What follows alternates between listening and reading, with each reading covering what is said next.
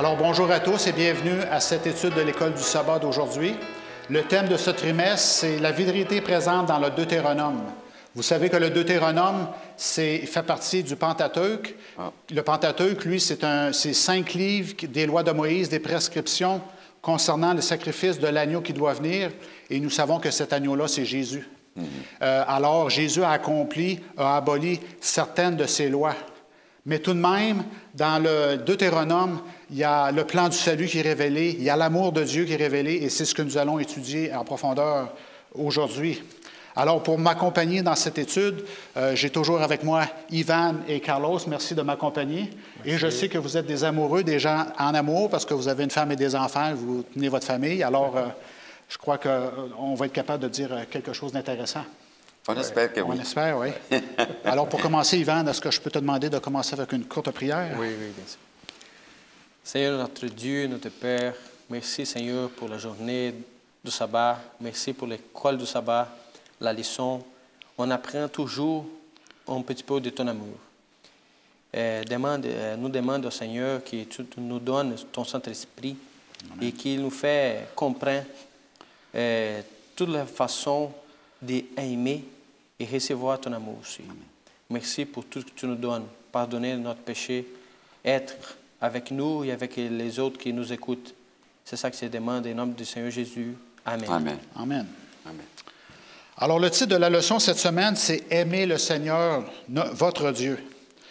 Et nous allons commencer par expliquer un peu, même dans les Juifs d'aujourd'hui, ils ont une formule liturgique qui s'appelle le schéma, qui est trouvé dans Deutéronome, chapitre 6, versets 4 et 5. Et nous allons commencer par étudier cette formule-là, qui pour eux, ils font cette prière-là le matin pour leur donner la protection et la paix de Dieu durant la journée. Et Carla aussi, je demande à toi, la première partie de Deutéronome 6, verset 4, qu'est-ce que tu as trouvé d'intéressant là-dedans? J'aimerais qu'on puisse lire les versets. OK.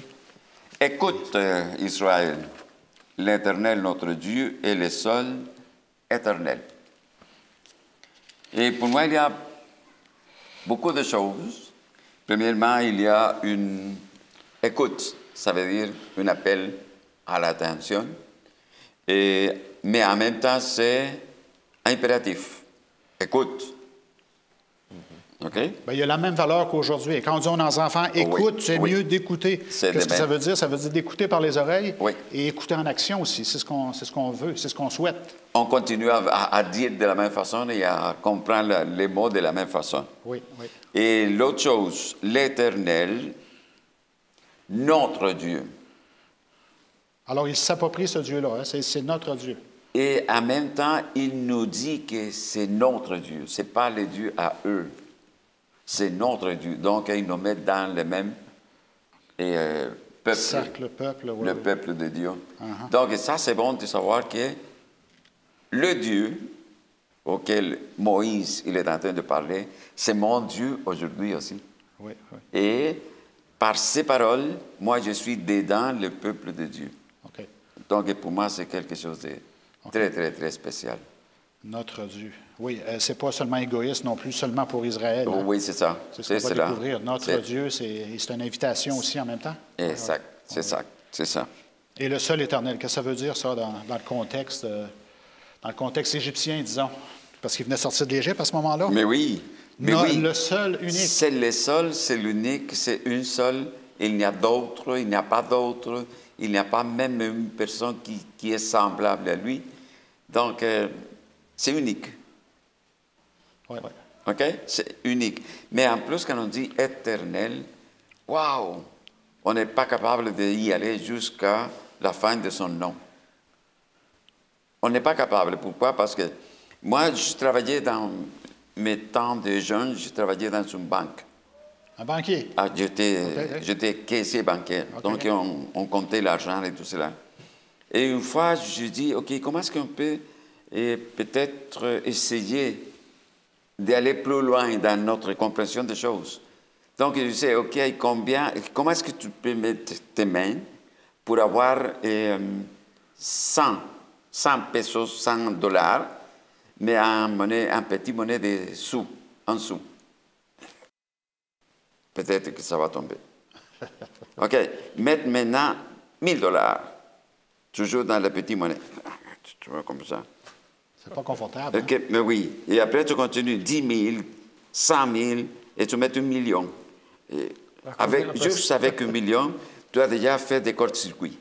Des courts-circuits, ça ne marche plus. OK? Hein, Et pendant, tu parles aujourd'hui des milliards, des milliards, des milliards. On parle des choses qu'on ne comprend pas dans toute l'extension. Donc, on ne peut pas comprendre non plus quelle est l'extension de la personne de Dieu, l'Éternel. Pourquoi? Parce que pour moi, éternel, c'est peut-être 112 ans. C'est l'âge qu'il est mort, mon grand-père, 102. Ça a été éternel. Mais il y a d'autres personnes qui sont mortes à 130, 140 aujourd'hui. OK? Mais c'est juste cela qui arrive ma compréhension de l'éternité. Pas plus que ça. C'est vrai, Noé et toutes les personnes de l'Ancien Testament, mais on ne l'a pas connu. Donc, on n'a pas conscience de qu'est-ce que c'est 300, 400, 500 ans. On n'a pas conscience de cela. Donc, OK, pour moi, ça veut me dire, l'Éternel, c'est ton Dieu, c'est unique, c'est lui tout seul, et il n'y a pas d'autre semblable. Là, tu me parles de sa grandeur, de son volume aussi. Qui peut le contenir? Hein? Oui, c'est ça. Oui. Il y a beaucoup de choses qu'on peut dire, mais c'est encore que c'est incompréhensible encore. On ne peut pas arriver jusqu'à la limite. Toujours, nous sommes limités. Mais oui, c'est ça. C'est correct. Et si on parle de Deutéronome 6.5, ça complémente tout ce que Carlo a dit. Ivan, qu'est-ce que tu peux ajouter, toi, à ce qui est dit au verset 5? Il utilise ton. Hein? C'est ton, venu de... C'est un pronom possessif. Oui. C'est premièrement il dit possessif. exactement à qui, pas à vous, au général. Ce n'est pas un mot général, c'est personnel, c'est direct à quelqu'un. Individuel. Oui. Ça parle à quelqu'un de vraiment individuel. Oui, comme par exemple, mon Dieu, ton Dieu, exactement. C'est pas vous. Quand on dit ça, ça se perd au milieu du chemin, ça se perd. Vous, OK. Mais c'est intéressant parce que les 4 dit notre Dieu. Et le 5 dit ton Dieu. Oui. Donc, en même temps que c'est notre, on doit avoir une attitude personnelle d'abord. Personnelle. C'est bien ça. C'est cela ce que tu voulais dire. C'est ça. L'Éternel. On dit l'Éternel, tu aimeras l'Éternel, ça veut dire que c'est une vision, comme tu disais. Là, qui peut contenir Dieu? L'Éternel, ça veut dire qu'il est infini dans le temps, il est infini dans la matière, il est infini. Et puis ça dit, ton Dieu, personnel, de tout ton cœur. Laissez pas la personne s'excuser. Oui, c'est ça. C'est ton c'est moi. Parle directement à lui. Touche plus le cœur. Quand on dit, par exemple, j'ai péché et nous péchons. Oh, nous, tout le monde c'est pécheur ici. Mais toi, c'est directement à toi. Quand tu te regardes dans le miroir, oui, c'est ça. Je ne parle pas les autres, c'est à toi. Et ça, on peut faire. Moi, je peux faire ça, toi, et chacun doit faire ça.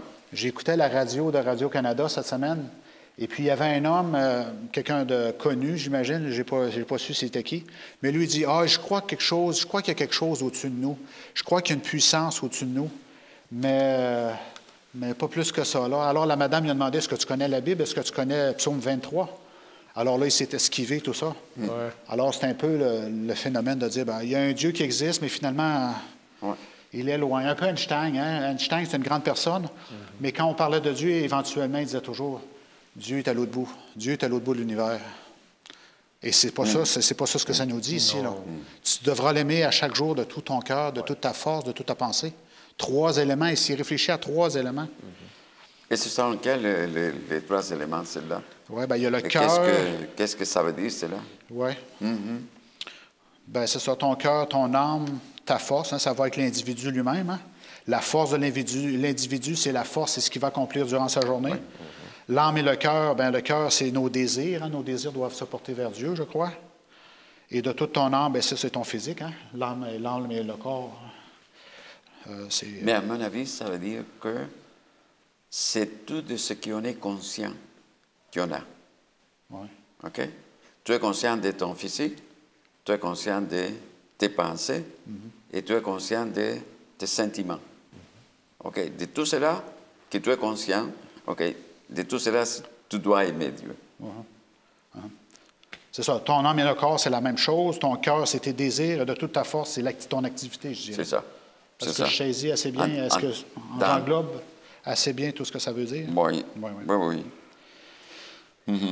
Alors aussi, on a un impératif. Hein, là-dedans, Ivan, c'est ça, comme tu disais au début, écoute, un impératif et tu aimeras l'Éternel, ton Dieu. Alors l'alliance est totale et suffisante aussi. Hein? Là? De quoi tu as dit? Cette alliance-là avec Dieu, elle est OK, suffisante, l'alliance. elle est totale. C'est l'alliance. Elle devient totale et suffisante, non? C'est juste qu'on peut avoir une alliance entre toi et moi. Oui. Si je me fie à toi, tu te fies à moi, OK, on est correct. On peut dire qu'on va marcher, même pas ensemble peut-être, parce que tu vas prendre ton chemin, moi le mien, mais on a la confiance que l'alliance, ça continue quand même. Oui. OK? Ben, c'est ça. Et puis ici, on spécifie qu'elle est de toute ma force. Ça veut dire que je suis intègre envers cette alliance-là, n'est-ce pas? C'est ça. Mais si je mets juste 2 des 3, OK? Je vais mettre pour aimer Dieu, OK? Peut-être que je vais mettre mon cœur et ma pensée. C'est correct. C'est bon. Ouais. Ma pensée, je vais penser toujours à Dieu. Et ma force, tout ce que je vais faire, c'est grâce à Dieu. Donc, je vais remercier Dieu, je vais être avec lui. Mais, si je n'ai pas la force, il y a quelque chose que je vais mettre de côté. Ben, si le cœur n'est pas là ou si le... Oui, c'est ça. Mais si je mets quelque chose de côté, est-ce que je suis en train de dire, je me fie à Dieu à 100%? Non, parce que je gardais une petite chose pour moi. Tu comprends? Mais est-ce que Dieu est vraiment à 100% vers moi? Lui, oui. Je pense que oui. À mon avis, oui, selon ce que j'ai vécu, oui, pour moi, c'est ce que Deutéronome nous dit. OK. Hein, il a tout fait, il a tout mis en place pour le peuple d'Israël. Hein, dans le désert, il les a sortis d'Égypte au travers de l'armée de Pharaon. Hein, et puis Dieu a fait des miracles extraordinaires. C'est juste que ce que je veux dire, c'est le fait que, étant donné que les 3 choses qui parlent ici, les 3 caractéristiques, on dirait comme ça, OK, et duquel on parle le verset, moi, je suis conscient de cela. C'est tout cela que je dois mettre dans ma confiance en Dieu. Oui. Donc, je prends tout cela qui finalement représente tout mon être, OK, je le mets à disposition de Dieu. OK, ça c'est correct, c'est bien. Et oui, on va avoir la possibilité d'avoir l'alliance jusqu'à la fin. Mais si je mets quelques parties de côté et je ne les remets pas à Dieu, l'alliance, ça ne va pas durer longtemps. Oui, c'est cela ce que je veux dire.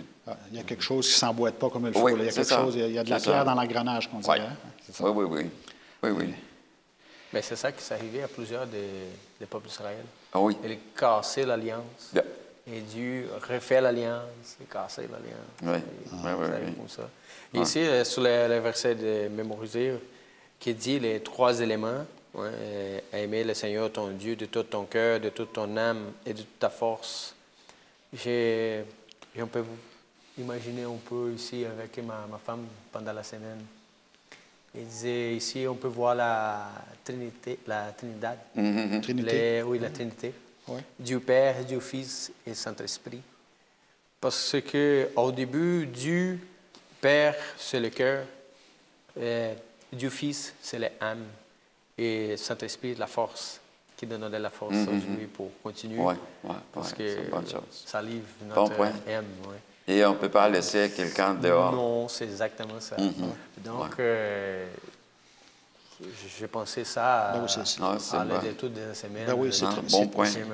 C'est bon point. Oui. Cette alliance-là que Dieu nous aime, que nous partageons avec Dieu, nous devons aussi la partager alentour de nous, même à nos ennemis. La Bible nous parle de nos ennemis aussi, qu'on doit essayer de faire tourner la roue avec nos ennemis. Il y a un autre concept là, dans la Bible, que même dans le Nouveau Testament, on le voit dans l'Apocalypse, craignez Dieu. Oui. Craignez le Seigneur, notre Dieu.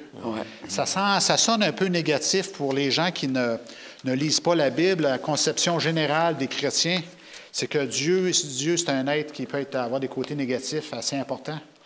Mais Yvan, si je te demande, toi, qu'est-ce que tu as étudié de craindre Dieu? Qu'est-ce que ça signifie pour toi, craindre Dieu? Craindre Dieu, j'ai pensé à ça. Ça mélange un peu, comme on dit, craindre Dieu, Ouais. parce que plusieurs des personnes pensent que c'est des peurs, avoir des peurs. Oui, parce qu'en C'est pas la même chose. oui, en français, ça a une connotation négative et positive, n'est-ce pas? Oui, Alors, oui, c'est ça. oui. Par exemple, dans la façon, moi, avec ma fille, OK? Je peux faire avec elle venir des peurs à moi ou des craintes à moi, respect à moi, OK? Donc, elle va faire des choses par rapport au respect à moi, pas à peur de moi. C'est sûr, la façon Elle qu'on va éduque faire nos enfants. Parce oui. qu'elle aime moi. Oui. Comprends? Oui. Donc, il y a d'autres façons qu'il fait à cause de peur. Et c'est pas vraiment... Parce que quand il y a des peurs, il n'y a pas de respect. S'il y a des craintes, il y a des respect. C'est sûr, si on fait peur à nos enfants et nos enfants grandissent dans la peur, qu'est-ce qui va arriver quand ils vont avoir 17, 18 ans? C'est ça. Je dis, maintenant, je suis plus grand que toi, Ouais. je suis plus fort que toi. Tu vas t'en aller de ma vie, tu vas sortir de ma vie. C'est Hein, ça. s'ils ont Et appris c'est la peur. exactement ça. Oui. S'il y a des respects, il va continuer toute la vie. Même que je suis vraiment difficile pour vivre, il va avoir des respects à moi. Peu importe les tâches de ma vie. Comprends? Et ça arrive à nous, on doit des respects, des craintes à Dieu. Comprends? C'est ça que la vie, ça fonctionne comme ça. Et pour moi, étant que non francophone, ça provoque un problème parce qu'en espagnol, il y a comme plusieurs mots avec plusieurs degrés Oui, différents. Oui, oui. Donc, pour moi, c'est plutôt, comme Yvan disait, c'est plutôt respect.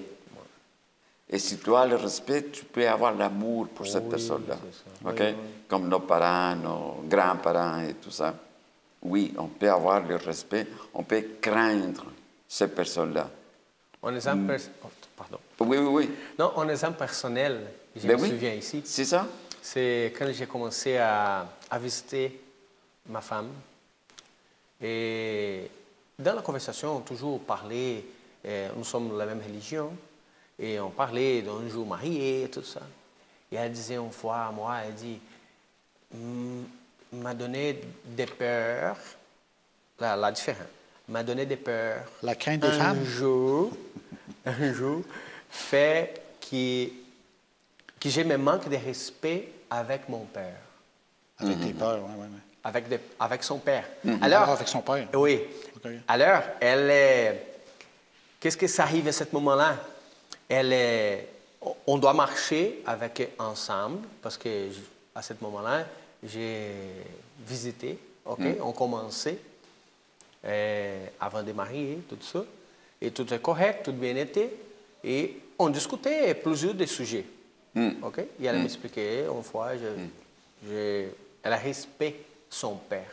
Alors, ça, je pense que les gens nés aujourd'hui doivent parler ensemble pour marcher ensemble, faire de bonnes choses. Comprends? Donc, elle disait moi qu'elle a des peurs pour faire son père. Si lui arrête, elle est crainte à son père. Elle doit respecter à son père. Donc, toujours aussi ensemble familialement, on fait des choses, bonnes choses. Et ce que je dis, tout ça. Non, pour moi, ça c'est correct, c'est bien ce que tu dis. Mais pour moi, étant donné qu'on a plusieurs mots pour dire la même chose en espagnol, parfois c'est un peu mélangeant. Et c'est en plus mélangeant quand tu dis tu dois aimer ton Dieu, mais tu dois craindre ton Dieu aussi. Et quand tu dis mais, tu mets une barrière. Et si tu mets une barrière, tu es en train de dire une ou l'autre, étant donné que c'est tous les deux. Comment est-ce qu'on prend tous les deux s'ils sont opposés? Pour moi, non, ce ne sont pas opposés. Ce sont des degrés différents. OK? Mais tous les deux, ils doivent être ensemble. La crainte et l'amour envers Dieu. Oui. Je suis allé voir sur Larousse, dans le Larousse, pour des synonymes. Peut-être que ça va sonner aussi dans d'autres langues. Peut-être que j'ai le mot redouter, douter, appréhension. OK. Une espérance. C'est positif ici. Oui. Souci, révérence, comme tu disais. Ça, c'est des synonymes. Et alors, on voit les deux côtés, un peu plus positif, un peu négatif. Mais je suis allé voir les contraires de la crainte. Le contraire de la crainte, ce serait du mépris, de l'audace, dire tes lois, c'est pas pour moi, c'est pour quelqu'un d'autre. N'est-ce pas? Alors, ça nous donne un peu une vision. Hein, mais ça continue à être un peu controversiel. Ben oui, parce que Dieu dit que craindre, c'est l'amour. Hein? Et justement, la question est adressée, Carlos. Craindre Dieu. David, il y avait une façon un peu spéciale de dire craindre Dieu. Est-ce que tu peux nous lire ou nous parler des psaumes qui parlent de craindre Dieu? C'est quoi craindre Dieu? Laissez-moi regarder cela. Oui. Bien, il y avait des mots dans psaume. Il associe crainte et tremblement, crainte et droiture. Quand il dit Dieu campe autour de ceux qui le craignent et les arrache au danger. C'est lequel verset que tu as? Bien là, tu as les versets. Il y a Psaume 2, versets 11 et 12, Psaume 19, 9. OK. Je ne sais pas lequel que tu veux lire. Tu peux en lire Le Psaume 2. Parce que David en parle spécifiquement de la crainte. Comme je dis, quelquefois, il associe tremblement ou droiture ou protection. OK.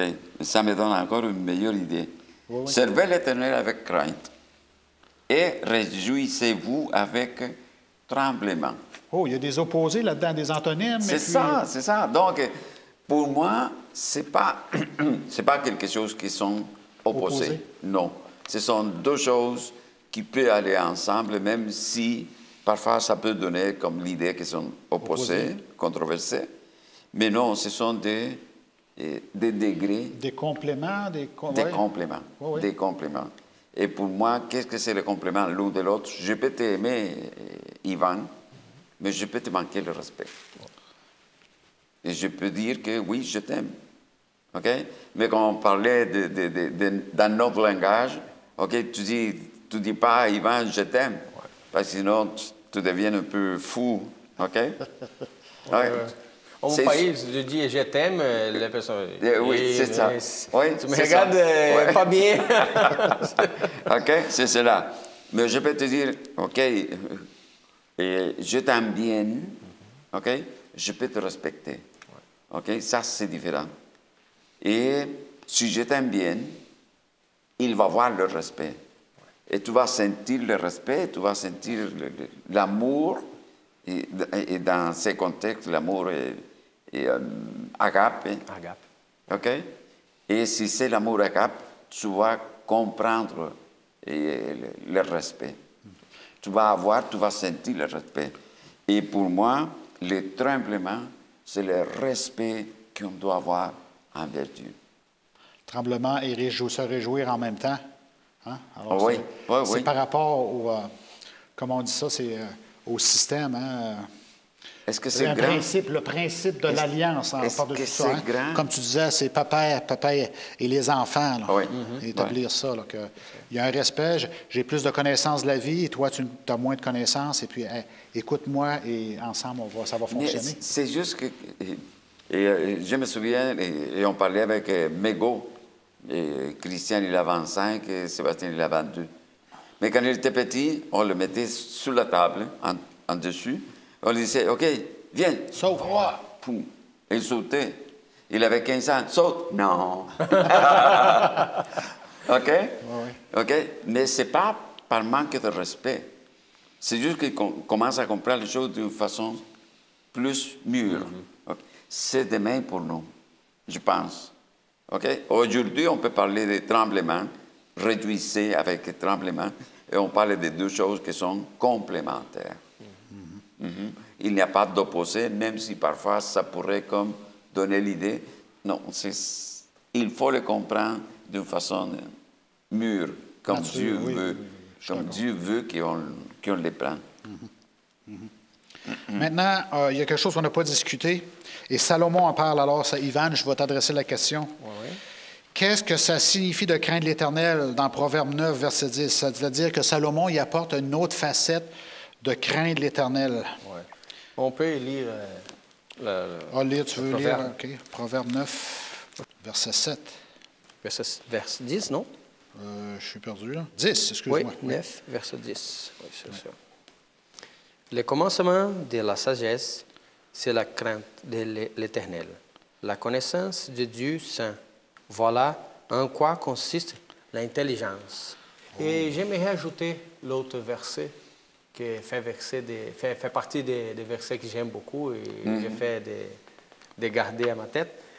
Job 28, 28, qui disait, puis il a dit à l'homme, la crainte du Seigneur, voilà en quoi consiste la sagesse. Et le Seigneur est le soigner du mal. Voilà en quoi consiste l'intelligence. Wow. Okay, donc, c'est un peu la même chose, hein, finalement. Oui, un peu la même chose, c'est vrai. Mais en connaissant à quel point Job a souffert, ça donne une autre dimension. Aussi. Oui, c'est ça. Même le verset, déjà, nous répond que la sagesse, c'est le crainte à Dieu. C'est croire en Dieu, la sagesse. Mais ça, c'est bon de faire aussi la différence entre la connaissance et la sagesse. Ouais. Parce que la connaissance, tu l'as, moi là, tu l'as. C'est la science. C'est la science des saints. Ça dit mais que c'est la science. C'est quelque chose de vécu, c'est de la connaissance. C'est de la faire, c'est cela ce que je veux dire. Oui. Tandis que la sagesse, ça vient directement du haut. Oui, oui, oui. OK, ça, c'est différent. Oui. Donc, je peux être un connaisseur sans être un sage. Et je peux être un sage avec beaucoup de connaissances. Oui. C'est un peu un jeu des mots. Oui, l'instruction et l'éducation. L'éducation, c'est quelque chose qui a passé par ici. Oui, c'est ça. Maturité, c'est comme ça. C'est comme ça. Mais aujourd'hui, il y a une parenthèse avec ça. Par exemple, j'ai écouté une phrase qui me fait sens. J'ai pensé aujourd'hui, par rapport à toute l'information qu'il y a dans l'Internet, les vidéos de YouTube, les personnes vont regarder ça beaucoup. Sont beaucoup de connaissances, mais pas de sagesse. Non. Oui, c'est sûr. On en voit de plus en plus, hein, parce qu'on s'éloigne de la morale de Dieu. Alors, on va voir de la connaissance qui est très mal appliquée dans la nature, qui est dans la... C'est ça que j'ai regardé. Je me suis dit, wow, c'est vrai. La personne s'est remplie des choses, mais aucune sagesse. Mais où es-tu dedans? Oui, c'est ça. Même le pasteur disait, malheureusement, il est décédé, mais il disait que notre cerveau, notre tête, n'est pas d'échappement, et pas de... comment c'est dit? Des moyens de fuite? Drainage. Pas de draine. Okay. Notre cerveau n'est pas d'escape pour sortir, et pas de draine. Donc, tout tu regardes, tout tu manges, il reste... Il est sous le joug des sens. C'est ça. Et lui, il disait, fais attention pour tout tu regardes, parce qu'il ne va pas sortir. Il n'a pas d'escape. Il va rester. Donc, j'ai dit, c'est vrai. Donc, la sagesse vient de ça. La prière de Salomon, comme tu disais, c'est vraiment bon. Il demande la sagesse. Il y a une musique pour les enfants que j'ai mise pour ma fille qui dit beaucoup de gens demandent l'argent pour être connaître. Mais pas beaucoup demandent la sagesse. Et Salomon demandait la sagesse. Qu'est-ce qu'il vient après ça? La richesse. La richesse. Tout ce qu'il n'avait pas demandé. Oui, c'est ça. Et cette crainte-là, ce mot crainte, Carlos, nous s'applique encore à nous aujourd'hui. Hein? Parce que dans l'Apocalypse, ce mot revient. Craignez Dieu, le Créateur. Là, il fait signe au début dans le Pentateuque, craignez Dieu, le Créateur des cieux et de la terre. Là. Alors, est-ce que vraiment ça s'applique à nous aujourd'hui encore, cette crainte-là? Mais moi, je dirais oui, parce que même si ce sont les mots d'aujourd'hui, comme tu disais, ils nous ramènent à la création directement. Au principe. Au début, au principe, c'était tel quel. Et aujourd'hui, on continue à dire la même chose. Revenez. C'est une façon de dire revenez à Dieu comme au principe. Et les mots craignez, ça continue à être, à mon avis, ça continue à être les mêmes, à avoir la même signification. Ça veut dire respecte ton Dieu, parce qu'il est plus grand que toi, parce qu'il est plus puissant que toi, parce que tu ne peux pas les contenir, mais lui, oui. Ouais. Ça veut dire, il a fait tout pour toi, il continue à faire des choses pour toi, et il va continuer à faire des choses pour toi pendant le temps que tu vas être ici. Ouais. Et est-ce que tu as payé pour cela? Non. Est-ce que tu peux faire quelque chose afin de que la tâche de Dieu soit plus légère? Non. Ça va être toujours plus lourde. Donc, OK, faites attention. Tu dois continuer à respecter ton Dieu, étant donné que tu ne peux pas aller jusqu'à la fin avec lui pour le comprendre. OK? Si tu as peur, si tu as temor, si tu as la méfiance à tout ce que tu ne connais pas, OK? Et on dit, à plus forte raison, tu dois craindre Dieu parce que tu n'es même pas peut-être dans le début de commencer à le connaître. Comprendre comment ça fonctionne, cette alliance-là fonctionne. C'est cela. Ouais. C'est juste qu'on doit regarder. Qu'est-ce qu'on regarde? Ce que le Seigneur il a fait avant, ce que le Seigneur il fait aujourd'hui, et la promesse de ce qu'il va faire après. Et étant donné qu'il y a eu des promesses qui sont déjà accomplies, pourquoi douter que ce qui manque encore, ce ne sera pas accompli? Donc, c'est pour cela que craignez Dieu, respecte ton Dieu, respecte-le. En plus, parce qu'aujourd'hui, c'est son jugement qui vient. Oui, et même si c'est un jugement, ça pourrait être pris étant que négatif, mais c'est aussi une bonne nouvelle. Pourquoi? Parce que c'est le moment dans lequel on va couper les temps et en ce moment, on va savoir, OK, quelle est la justice de Dieu? Une autre forte raison pour craindre Dieu, pour le respecter, parce qu'on ne peut pas dire, non, il est chargé de ce côté-là, quand il va juger. On ne peut pas dire cela, parce qu'on n'est pas arrivé à bien connaître Dieu. Si on se fie à Dieu, même dans son jugement, c'est qu'on est dans le bon chemin.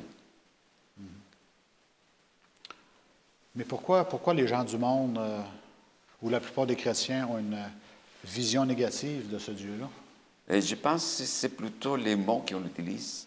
C'est les mots utilisés. Hein? Ah oui, parce que si on parle de jugement, c'est toujours un problème. C'est jamais quelque chose de bon. Oui, je vais demander à Ivan, OK, moi je m'attends à avoir des bénéfices. Ivan s'attend à sortir combien? Avec... profit, avec... non. Des choses, non? À bien sortir de cela. OK, qu'il n'y a pas de problème. Mais en attendant, c'est un problème entre lui et moi, entre moi et lui. Tu comprends? Ouais. Donc, tu parles de jugement, problème. C'est comme ça. Ouais. Donc, toujours, tu vas parler, n'importe qui va juger, n'importe ce qui les juge, et voilà. Ah, ce juge, je le connais. Ouais. Et ce juge est plus axé vers les hispanophones que les portugais. OK? Donc, peut-être que c'est moi qui vais être gagnant. Mais si on connaît que les juges parlent anglais, OK, on est tous les deux pas mal perdus. C'est ça. Tu comprends? Oui, c'est la justice. Oui, c'est ça. La fairness. Hein, oui, c'est ça. Mais avec Dieu, on ne peut pas dire cela. C'est pour cela qu'encore une fois, même si le jugement dans nos mots aujourd'hui, c'est quelque chose de négatif, parce que c'est un problème entre toi et moi, étant qu'être humain, mais avec Dieu, les choses, c'est absolument différent. Oui, c'est très bien, très bien. Mais il faut quand même comprendre qu'est-ce que ça veut dire, le jugement de Dieu. Ben oui. Ouais, c'est David, il dit « Amène-moi à ton jugement, parce que je sais que je ne serai pas jugé. Hein? » Alors, il faut s'attendre que le jugement apporte que l'avocat est sur mon côté, Jésus est sur mon côté. Hein? C'est ça. Et ce n'est pas quelque chose de négatif. Hein? Les gens ont la conception de l'enfer qui n'est pas biblique. Ouais. Alors, une autre connotation négative de ce que Jésus veut faire au travers du jugement. C'est pour cela qu'on a plein de choses qu'on amène de nos passés, de passé. Et même dans notre connaissance, plutôt que dans notre sagesse. Oui. OK? Parce que si on parle de la mythologie de n'importe quel pays ancien, on parle des connaissances qui ne sont même pas vraies, parce que ce sont des mythologies, Ce sont des choses qui ne sont pas vraies. Et on les amène quand même. OK? Donc, de ce côté-là, oui, on est plein de mots qu'on utilise et peut-être qu'on l'utilise de la mauvaise façon. Très bien. Ivan, la question te vient. Je crois que tu as même ouvert le débat là-dessus. Dans Deutéronome, chapitre 11, verset 1, c'est lequel qui vient en premier? Aimer Dieu ou l'obéissance? Tu as déjà un peu couvert un peu ce petit détail-là. Hein? Tu veux que je le lire ou tu veux que je le lise? Oui, je peux lire. Deutéronome, chapitre 11, verset 1, ça dit, « Tu aimeras l'Éternel, ton Dieu, et tu observeras toujours ses préceptes, ses lois, ses ordonnances et ses commandements. » Oui, ça vient en premier, l'amour. L'amour est toujours en premier? L'amour est toujours en premier. Après ça, ça vient le respect, la crainte. Et on fait des choses, par exemple, j'aime à Dieu, lui me montre la loi, OK? Je vais faire la loi pour respect à Dieu. Par rapport, je gagne une chose qui fait bien à moi-même, la loi, que lui me montre, OK? Oui. Donc, par amour, on fait des choses. C'est ça. Mais moi, j'ai une autre façon de regarder cela. Je suis d'accord avec toi. Ouais. Mais ça, c'est une définition quand tu es une personne qui pense. Ouais. Mais pensons à ta fille, la petite. Oui. OK? C'est lequel la première? Qu'elle t'aime ou qu'elle t'obéisse? Je pense qu'elle m'aime. Après, elle va obéir. Je pense qu'elle va L'inverse. t'obéir en premier. Et après, étant donné qu'elle va être en sécurité quand tu les prends, elle va te commencer à aimer. Oui, c'est une roue qui tourne. Hein? C'est une roue qui tourne. Hein? C'est mon avis. Oui, mon non, avis. d'accord. Étant donné qu'on parle de petit qui n'a pas de pensée, Ouais. et on parle d'un jeune qui peut penser déjà, Ouais. et ça, c'est différent. Il va faire quelque chose, mais elle va obéir quand même. C'est l'exemple, OK? Viens, jette. Mais oui, d'accord. Un exemple, par exemple, quand ma fille est née, et elle a sorti de le ventre de ma femme, elle a pleuré. Donc, quand j'ai parlé doucement, elle a écouté ma voix Oui, et elle a arrêté de pleurer. oui. Tu sais pourquoi? Mais ce n'est pas pour obéir. Non. Parce qu'elle aime moi. Et j'ai parlé tout le temps avec C'est le ça. ventre de ma femme. C'est cela. Donc, quand elle a sorti, elle écoutait ma voix, Oui. et je comprends ça. Oui. Elle a entendu une voix, hein, c'est pas différent. C'est quelque chose qui dit, un jour j'ai compris. Comprends? Donc, c'est pour ça que je disais que, pour moi, je pense que c'est aimer à premier, après elle a obéi. Donc, même chose comme quand nous sommes proches d'autres personnes qui elle est avec nous et d'autres qu'elle n'a jamais vues, vous prend, elle n'allait pas. Je suis d'accord avec toi, mais parce que moi, j'ai vécu la même situation avec mes deux gars. On les parlait beaucoup, on chantait et tout cela. Et quand il est né, il a commencé à pleurer, je commençais à lui parler, pouf, c'est fini. OK? Mais là, c'est vrai, ce n'est pas l'obéissance. OK? Mais ce n'est pas l'amour, c'est quelque chose qu'il connaît. Je connais cela. Et je me mets dans la pensée, mais ce n'est pas vrai. Mais je connais cela. OK? C'est pour cela que, je vais continuer à l'écouter. Et pendant que tu continues à parler, oui, il va être tranquille parce qu'il va se sentir en sécurité. C'est correct. OK? Parce que l'amour, c'est une chose qui, c'est pas un sentiment. Non. On choisit d'aimer. Oui. Okay? Oui. Donc, parce que l'amour, comme je pense, on vient de dire la prochaine, on aime, on respecte, on garde les commandements de Dieu. Okay? Mais aujourd'hui, par rapport à la facilité, les choses ne sont pas concrètes. Par exemple, l'amour, je dis, je t'aime, comme je disais avant, j'aime mon char, c'est stupide. J'aime ma femme, j'aime mon jardin, et tout ça. Comprenez? Tout j'aime. Ouais. Donc, c'est comme on baissait le niveau d'amour pour comprendre, parce que l'homme n'est pas capable d'aller à l'amour, c'est supérieur. Principe, le principe d'amour, c'est supérieur, c'est incroyable, on ne comprend pas. Donc, l'être humain baisser l'amour, pour Dieu, je t'aime. Ouais. Aujourd'hui, j'aime ma femme, on vit ensemble. Après ça, j'aime pas plus. Donc, Mais tu as dit quelque chose qui est intéressant. Tu as dit, l'amour, ce n'est pas sentiment. un sentiment. Parce que toi, tu choisis d'aimer. Ouais. Mais toi aussi, tu as choisi d'obéir. Ouais. Ou Par rapport à désobéir. l'amour. Ou désobéir. Aussi. OK? C'est pour cela que je dis, ça peut être l'autre partie aussi. Ça dépend de quel moment de la vie tu dois faire face à ces deux choses. Ouais. OK? Ou tu obéis par amour, ou tu aimes à cause de l'obéissance. Ouais. Bien, ce que tu dis, Carlos, c'est vrai qu'il y a une ambiguïté là-dedans. Et puis, dans le chapitre 11 de Deutéronome, ça le dit, verset 2. Je vais juste seulement lire verset 2, parce qu'il ne faut pas aller trop profondément là-dedans. Mais ça dit, « Reconnaissez aujourd'hui ce qu'ont pu connaître et voir vos enfants, les châtiments de l'Éternel, votre Dieu, sa grandeur, sa main forte, son bras étendu, ses signes et ses actes qu'il a accomplis au milieu de l'Égypte. » Alors, c'est une compréhension, c'est une sagesse, c'est quelque chose qui se bâtit. Et Dieu nous demande de mettre notre cœur là-dedans afin d'avancer, n'est-ce pas, dans cet amour-là, de ce principe d'amour-là, jusqu'à aimer nos ennemis. Parce que si on a l'émotion, on a des mauvaises émotions, mon ennemi, moi, j'ai des mauvais sentiments envers lui, mais Dieu me dit de laisser faire ces sentiments-là et d'aller avec le principe que je dois aussi lui faire donner accès à la vie éternelle, donner accès à cet amour-là qu'on essaie de définir présentement. Alors, c'est un peu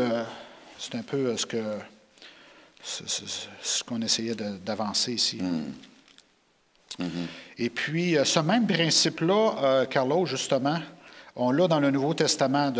On vient dire, tu aimeras l'Éternel et tu l'observeras, ses lois, ses préceptes, ses ordonnances, ses commandements. On a un peu le même pattern dans le Nouveau Testament. Jean 14, 15. Oui, c'est juste que pour moi, ici, Jésus il est en train de nous parler à nous, étant qu'adultes ou bien des personnes qui peuvent penser déjà, il peut avoir une bonne façon comment dirais, réflexion, une bonne réflexion, mais un bon jugement. Oui, une bonne réflexion, parce qu'il dit, si vous m'aimez, c'est conditionnel. Si vous m'aimez, gardez mes commandements. Ça veut dire, si tu dis que tu m'aimes, obéis. Il faut que tu obéisses. C'est comme une démonstration. Oui, c'est ça. C'est ça. C'est une démonstration. Donc, maintenant, oui, étant qu'adulte, le Seigneur me dit, OK, tu me dis que tu m'aimes, oui. Mais il y a quelque chose que tu dois faire. Et que tu sais que tu dois faire. M'obéir. Donc, c'est lequel la première. Maintenant, ce n'est pas grave, ce n'est pas important de définir c'est lequel la première. Non, parce que ce sont deux choses qui sont complémentaires. Si tu m'aimes, garde mes commandements. Donc, les commandements, tu vas être obéissant par amour, parce que tu aimes Dieu. Mais tu as appris à obéir parce que Dieu t'a aimé en première. Donc, après d'obéir, tu as appris l'amour de Dieu. C'est comme une fois, un ami me disait, « Ah, vous allez à l'église? Oui, je suis adventiste 7e jour. »« Ah, OK, l'église, ah, ben, ce sont légalistes, la loi. » Ouais. Elle dit, « Non, mais on regarde la loi parce qu'on aime à Dieu. » Oui. Il lui montre la loi, c'est une façon de vivre mieux. On fait parce qu'on aime. C'est ça. Oui. On ne fait pas parce que là, on sait la loi, se doit faire. Non. Si je ne veux pas faire, c'est ton choix. Ouais. C'est sûr qu'il y a des conséquences. Ouais. On ne peut pas sortir de ça, à jamais. Pas n'importe quoi, il y a des conséquences. Ouais. Hein? Mais c'est un choix, on le fait parce qu'on aime. Et c'est ça. Oui. Pour aller au ciel, c'est l'amour. C'est pas obligé. Non. Oui. Ma mère, elle disait, si c'est obligé, il n'a pas d'amour. Si c'est obligé, il n'a pas d'amour. OK, c'est correct. Oui, oui. Justement, dans la suite, on avait un autre verset de 1 Jean 5, verset 3, qui dit « Car l'amour consiste à garder ses commandements. » C'est exactement ça. Wow. Ouais. C'est exactement ça. On garde le commandement parce L'obéissance. L'obéissance. Alors, si quelqu'un refuse de garder ses commandements, qu'est-ce que ça veut dire? Est-ce que ça veut dire qu'il manque d'amour envers Dieu ou qu'il ne comprend pas l'amour envers Dieu? Est-ce que l'opposé est vrai? Ça pourrait être comme ça. L'amour consiste à garder ses commandements. Alors, ils sont inséparables, ils sont imbriqués un dans l'autre. Oui. C'est ça le différence. C'est quand Dieu montre la loi, pour qui ne comprend pas l'amour, la loi est l'heure, est difficile de faire. Oh, son pécheur jamais va suivre la loi, exactement. Mais s'il y a d'amour, tu regardes et tu dis, non, c'est pas pesant. Ça, nos libertés, c'est la liberté des choses qu'aujourd'hui, je regarde qu'il y a plusieurs des personnes qui sont esclaves. Parce qu'il n'y a pas de loi. Ouais. Il y a la loi, mais on ne connaît pas. Quand on regarde la loi, non, c'est difficile. Parce que c'est encore l'utilisation du mot dans un aspect plutôt négatif. Oui. Ah, OK. Et la loi comment c'est, le code de la route, OK? C'est une loi. Ouais. Mais est-ce que tu peux comparer le code de la route aux 10 commandements? Il n'a rien à voir. Mais on parle tous les deux étant que loi. Ouais. Et en plus, tu sais que le code de la route, tu dois l'obéir. Tandis que la loi, tu ne dois pas. Tu dois la comprendre. Et après, ça va aller tout seul. Ouais. À mon avis. Là, j'ai une question difficile. Quand est-il possible d'être conforme à la loi de Dieu, mais être en même temps complètement inacceptable, inadmissible, irrecevable aux yeux de Dieu? Est-ce que c'est possible d'être conforme aux 10 commandements de Dieu, mais en même temps être inacceptable, inadmissible, irrecevable? Oui. Matthieu 15, 8 nous donne une partie, je ne sais pas si tu te souviens de ce que ça dit. Ou Luc 18, 10 à 14. Matthieu 15, 8. Et ça va complémenter ce que Yvan nous disait sur son ami, qui disait que la loi ne s'appliquait plus à lui, qu'il pouvait tuer et voler qui voulait. Ouais. Ce peuple m'honore des lèvres, mais son cœur est éloigné de moi. Oh, ça veut dire que c'est une forme de religion. On dit qu'on aime Dieu, tout ça, mais en réalité, dans notre vie de tous les jours, on est très loin. C'est ce que Matthieu 15 nous dit. Oui. C'est qui parle ici? C'est Jésus qui parle? Oui. C'est Jésus qui parle, Jésus lui-même. Oui, parce que, complémentaire, ça va être le verset 9, c'est en vain qu'il m'honore en enseignant des préceptes qui sont des commandements d'hommes. Okay? Voilà la compréhension. Pourquoi est-ce qu'on peut dire, Seigneur, je t'aime, mais je continue à faire ce que j'ai appris dans mon enfance? Et qu'est-ce que j'ai appris dans mon enfance? Ce sont les commandements des hommes. Donc, à un moment donné, quand je vais être comme plus illuminé, que ce n'est pas le bon mot, OK? Et je vais comprendre qu'est-ce que le Seigneur il veut dire quand il dit « honore-moi ». En ce moment, OK, je laisse de côté tout ce qui est des préceptes d'hommes, on dit aussi comment on dit? Tout ce qui vient de l'ancienne. La culture. La culture. Les traditions culturelles. Oui, c'est ça, tradition et tout cela. OK, on met les traditions de côté et on se réfère à la loi. OK, ça c'est correct. C'est en ce moment qu'on dit, on a changé dans la vision de Dieu, on est maintenant dans le bon chemin. En ce moment, c'est Dieu qui va dire, OK, mon serviteur fidèle, OK, viens, rentre dans mon... Ouais, à la maison, viens. À la maison, c'est ça. C'est cela. Mais si je ne suis pas comme ça, le Seigneur ne peut pas me dire, OK, viens, rentre chez moi. Le problème, c'est que je pense qu'aujourd'hui, on vit le monde relatif. Ouais. C'est tout relatif. OK. Ça dépend de la façon que je regarde. Ça dépend. J'aime Dieu, mais je continue à faire mes affaires. Et lui, ne s'occupe pas de ça. C'est moi qui dois s'occuper, tout ça. Donc, c'est ça qui ça dérange à comprendre l'amour de Dieu. C'est ça que c'est difficile pour les gens comprendre. Que craindre en Dieu, ce n'est pas avoir peur de Dieu.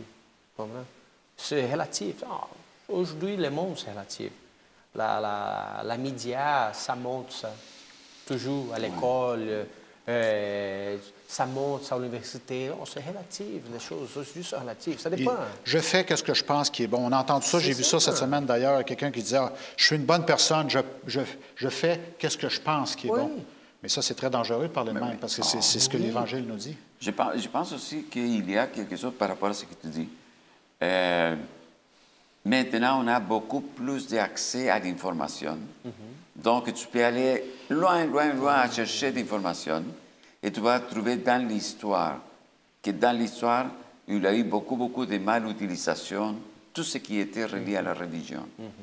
Donc, aujourd'hui, je peux dire à une personne ou quelqu'un peut venir à moi pour me dire, tu sais, de la façon que tu penses les choses, ce n'est pas correct, parce que ta. Et lui, il a raison, ok? Parce que lui, il est dans le bon chemin. Mais pour moi, non. Non, c'est correct comme je suis. Ok? Pourquoi?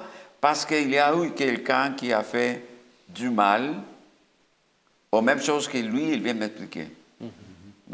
Il a expliqué mal, et en conséquence, il a eu des problèmes, des gros problèmes, et des gros problèmes. Même il a eu des guerres par rapport à cela. Comment est-ce que tu peux me dire maintenant que Dieu c'est bon? Toutes les choses de Dieu sont bonnes, étant donné qu'il a eu les crusades à un moment donné. Les croisades au nom de Dieu. Hein, oui, au nom de Dieu, c'est ça. Dieu est avec nous, on peut tuer qui on veut. Oui, c'est ça, c'est ça, c'est ça. Alors, on s'en va vers la fin. On va essayer de se rendre vers une conclusion commune. Et puis, j'aimerais lire Luc 18, verset 10. Luc 18, 10. Et c'est le pharisien et le publicain. Deux hommes montèrent au temple pour prier. L'un était pharisien et l'autre publicain. Le pharisien debout priait ainsi en lui-même. « Ô Dieu, je te rends grâce que je ne suis pas comme le reste des hommes, qui sont ravisseurs, injustes, adultères, ou même comme ce publicain. Je jeûne 2 fois par semaine, je donne la dîme de tous mes revenus. » Et là, le publicain, se tenant à distance, n'osait même pas lever les yeux au ciel, mais il se frappait la poitrine en disant, « Ô Dieu, sois apaisé envers moi qui suis un pécheur. » Alors Jésus dit au verset 14, « Je vous le dis, celui-ci descendit dans sa maison justifié plutôt que l'autre. Car quiconque s'élève sera abaissé, et celui qui s'abaisse sera élevé. » Alors je vous demande, c'est quoi le problème ici? C'est l'amour? Oui, pour lui-même. Pour lui-même? Beaucoup d'orgueil. Oui. L'amour égoïste. Ouais. C'est moi le premier, c'est moi le deuxième, c'est moi le troisième. Tout ce que je vois dans ma vie est bon. Hein, c'est ça qu'il dit. Hein? Ma vision du monde est bon. Je suis bon, puis tout va bien. Oui. Peut-être que tu es millionnaire ou milliardaire, mais moi, je suis bon. Oui. Et ce n'est pas l'amour. Hein? C'est ce que la Bible nous enseigne. Ce n'est pas l'amour. C'est l'amour égoïste qui est juste pour moi. Et qu'est-ce qui était bon avec le publicain? C'est qu'il reconnaissait que Dieu, l'amour de Dieu pouvait faire un changement dans sa vie, qu'il lui était un pécheur. Et je pense qu'il va plus loin que ça. Il reconnaît qu'il est pécheur. Il le reconnaît déjà. Il ne peut pas donner d'autres exemples comme l'autre fait. Et il reconnaît qu'il a besoin d'un intercesseur.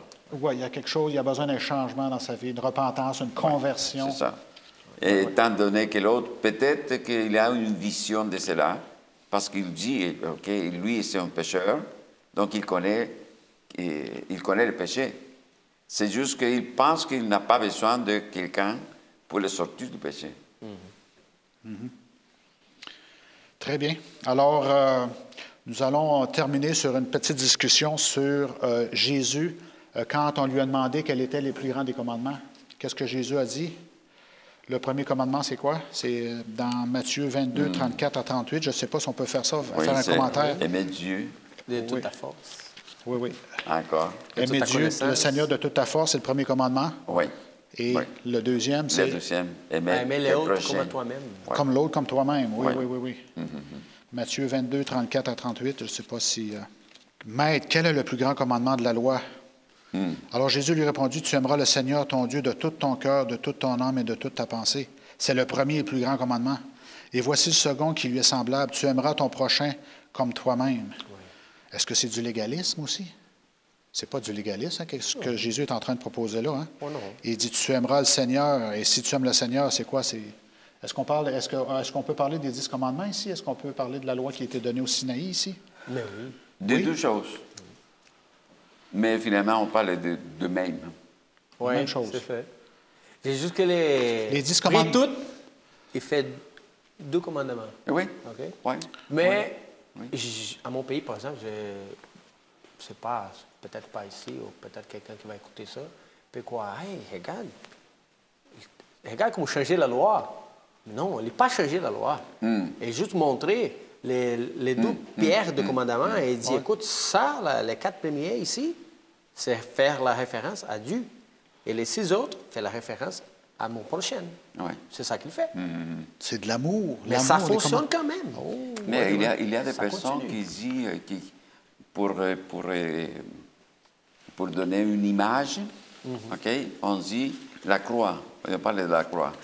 Et on dit les bois qui est vertical, c'est sur la loi qui est reliée à Dieu directement. Ouais. Et l'autre qui est horizontal, Horizontal. ok, parler de ton prochain. Encore une fois, c'est juste 2 choses, mais c'est la même loi quand même. Ce sont les mêmes commandements d'hier, aujourd'hui. Et demain. Et demain. Dieu ne change pas, hein, c'est ce Non, qu'il non, dit. non, Hein. c'est ça. C'est ça. Wow.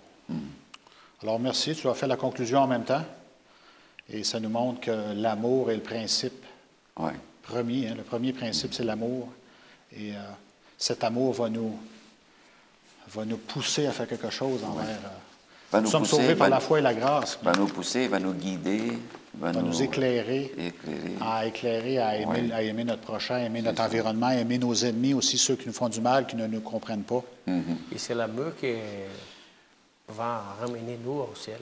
C'est l'amour aussi. On ne peut pas entrer, Parce qu'on ne mérite on pas. peut pas entrer au ciel Ouais, on Sans n'en est l'amour. pas. sans amour. Ouais. Ouais, sans l'amour, la grâce du Christ. Très bien. Alors, Carlos, est-ce que tu voudrais terminer avec une prière pour Oui. conclure Oui, oui. le débat d'aujourd'hui? Seigneur notre Dieu, on veut vous remercier, Seigneur, de ces discussions, ces conversations qu'on a eues précédemment par rapport à l'école du sabbat de cette semaine. On veut vous rendre grâce parce que, en quelque façon, nous avons appris aujourd'hui encore des choses qui sont importantes pour notre vie spirituelle. On vous demande, Seigneur, de continuer à nous guider dans tout moment de notre vie. Et aussi, Seigneur, d'être capable de montrer quel est l'amour que vous avez pour chacun de vos enfants. Amen. Merci de nous considérer vos enfants.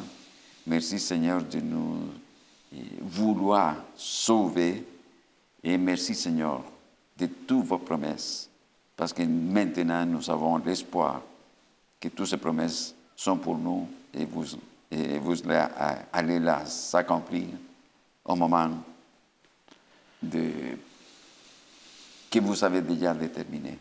Amen. Aidez-nous, Seigneur, à rester fidèles jusqu'à ce moment, que ça sera le moment de votre venue. Au nom de Jésus. Amen. Amen. Amen. Amen. Alors, merci pour votre écoute. Bonne semaine et n'oubliez pas de répandre cet amour principe, d'obéir à Dieu, d'aimer Dieu, de garder ses commandements. Et de cette façon-là, nous pourrons répandre pleinement son amour. Bonne semaine. Bonne semaine. Amen.